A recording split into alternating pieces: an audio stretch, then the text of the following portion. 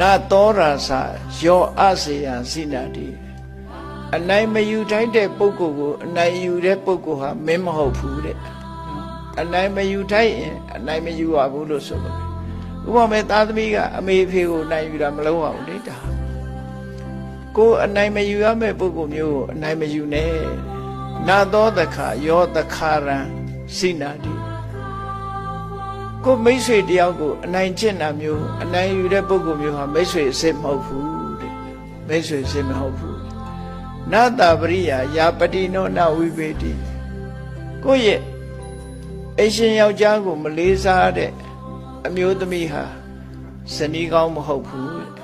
နတ္တိပုဒ္ဒယေနဗရန္တိစိဏံပုံမင်းနေတဲ့မိဘကို